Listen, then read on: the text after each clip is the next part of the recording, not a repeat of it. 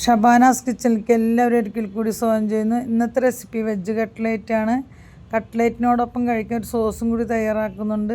2 teaspoon എന്നളവിൽ വെളിച്ചെണ്ണയിലാണ് നമ്മൾ ഈ cutlet തയ്യാറാക്കുന്നത്. സീറ്റോട് കൂടിയുള്ള ഒരു സോസാണ് വരുന്നത്. അപ്പോൾ കുട്ടികൾക്ക് തീർച്ചയായും ഇഷ്ടപ്പെടും. അപ്പോൾ എല്ലാവരും ഒന്ന് ട്രൈ ചെയ്ത് നോക്കാം. കട്ട്ലേറ്റ് തയ്യാറാക്കിയെടുക്കാൻ ഞാൻ 4 വലിയ ഉരുളക്കിഴങ്ങ് എടുത്തിട്ടുണ്ട്, ഒരു ബീട്രൂട്ട് എടുത്തിട്ടുണ്ട്, ഒരു സവാള എടുത്തിട്ടുണ്ട്, വലിയൊരു ക്യാരറ്റ് എടുത്തിട്ടുണ്ട്. സവാള ചെറുതായി സ്ക്വയറായി അരിഞ്ഞത് നമുക്ക് വെളിച്ചെണ്ണയിൽ വഴറ്റിയെടുക്കേണ്ടതാണ്, അത് മാറ്റി വയ്ക്കാം. ബീട്രൂട്ടും ക്യാരറ്റും ഉരുളക്കിഴങ്ങും ഞാൻ ഇതേപോലെ കുക്കറിൽ കട്ട് ചെയ്തിട്ടിട്ടുണ്ട്. ഉരുളക്കിഴങ്ങ് ഇത്തിരി വലുപ്പമായിട്ടും ഇതേപോലെ ബീട്രൂട്ടും ക്യാരറ്റും ഉരുളക്കിഴങ്ങിനേക്കാളും വളരെ ചെറുതായിട്ട് കട്ട് ചെയ്തെടുത്തിട്ടുണ്ട്. ഇനി ഇതിലേക്ക് ഉപ്പിട്ട് കൊടുത്തതിന് ശേഷം 3-4 വിസിൽ വരുന്ന വരെ ഒന്ന് വേവിച്ചെടുക്കാം. 1 ഗ്ലാസ് എന്ന അളവിൽ ഞാൻ വെള്ളം ഒഴിച്ച് കൊടുക്കുന്നുണ്ട്. വെന്ത് വരുന്ന രീതി ഓരോ കുക്കറിൻ്റെ ഇതുപോലെ ഇരിക്കും. അപ്പോൾ ഞാൻ തുറന്ന് നോക്കിയപ്പോൾ നല്ലപോലെ വെന്തിട്ടുണ്ട്. 1 ഗ്ലാസ് എന്ന അളവിൽ വെള്ളം ഒഴിച്ചെങ്കിലും വെള്ളത്തിൻ്റെ അംശമുണ്ട്. അപ്പോൾ നമുക്കിതൊന്ന് കോരി മാറ്റി വെക്കാം. കോരി മാറ്റി വെച്ചതിന് ശേഷം കുക്കറിൽ കുറച്ച് വെള്ളമുണ്ട്, വെള്ളമൊന്നും വറ്റിയിട്ടുണ്ടായിരുന്നില്ല. ഈ വെള്ളം കൊണ്ട് നമുക്കൊരു സോസ് തയ്യാറാക്കാം. അതിനു വേണ്ടി 2 കഷ്ണം ഉരുളക്കിഴങ്ങും 2 കഷ്ണം എന്ന അളവിൽ ബീട്രൂട്ട് എടുത്തിട്ടുണ്ട്.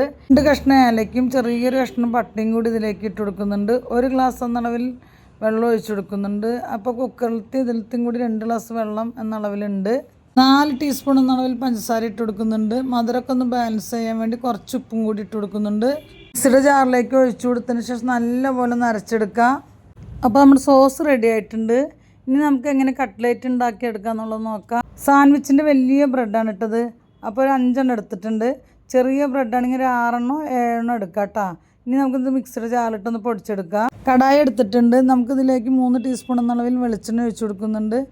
സവാള നമുക്കിതിലിട്ട് വഴറ്റിയെടുക്കാം. സവാള വഴറ്റിയെടുത്തിട്ടുണ്ട്. ഇനി ഇതിലേക്ക് കുറച്ച് മല്ലിയിലയും കൂടി കട്ട് ചെയ്തിട്ട് കൊടുക്കാം. ഇനി ഇതിലേക്ക് 1 ടീസ്പൂൺ എന്ന അളവിൽ കുരുമുളക് ചേർത്തി കൊടുക്കുന്നുണ്ട്. 1/2 ടീസ്പൂൺ എന്ന അളവിൽ ഗരം മസാലയും കൂടി ചേർത്തി കൊടുക്കുന്നുണ്ട്. 1 ടീസ്പൂൺ എന്ന അളവിൽ മുളക് പൊടി ചേർത്തി കൊടുക്കുന്നുണ്ട്. കുറച്ച് ഉപ്പ് ചേർത്തി കൊടുക്കുന്നുണ്ട്. നമ്മൾ ഉരുളക്കിഴങ്ങും ക്യാരറ്റും ബീട്രൂട്ടൊക്കെ വേവിക്കുമ്പോൾ ഉപ്പിട്ടതാണ്. അപ്പോൾ ഉപ്പ് നോക്കിയതിന് ശേഷം പിന്നെ ചേർത്തി കൊടുത്താൽ മതി.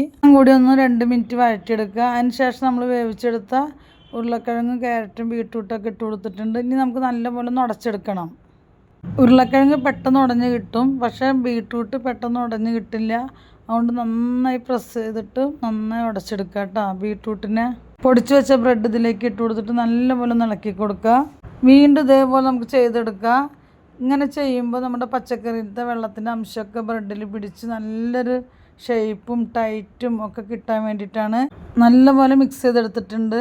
ഇനി നമുക്ക് കട്ട്ലേറ്റിൻ്റെ വലുപ്പത്തിൽ ഓരോ ഉരുളകളാക്കി എടുക്കാം.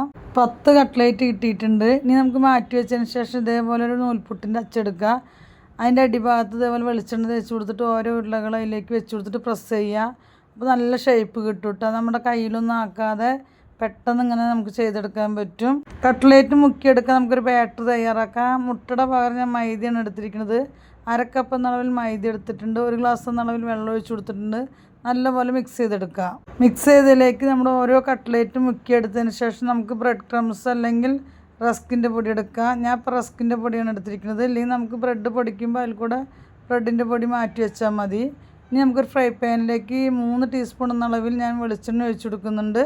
ഇനി ഓരോ കട്ട്ലേറ്റ് അതിലേക്ക് വെച്ച് കൊടുക്കുക. വലിയ ഫ്രൈ പാൻ ആയതുകൊണ്ട് 10 കട്ട്ലേറ്റ് ഞാൻ അതിലേക്ക് വെച്ച് കൊടുത്തിട്ടുണ്ട്.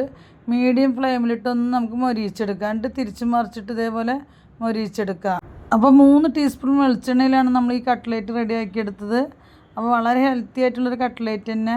2 സൈഡും മൊരിഞ്ഞിട്ടുണ്ട്. ഇനി നമുക്ക് സൈഡൊക്കെ ഒന്ന് മൊരിയിച്ചെടുക്കണമെന്നുണ്ടെങ്കിൽ അതേപോലെ റോൾ ചെയ്തെടുക്കാം. അപ്പോൾ ഈ വീഡിയോസ് നിങ്ങൾക്ക് ഉപകാരപ്രദമായെങ്കിൽ സബ്സ്ക്രൈബ് ചെയ്യാനും ലൈക്ക് ചെയ്യാനും മാക്സിമം ഷെയർ ചെയ്യാനും മറക്കരുത്. അപ്പോൾ പുതിയ വീഡിയോസുമായിട്ട് വരാം.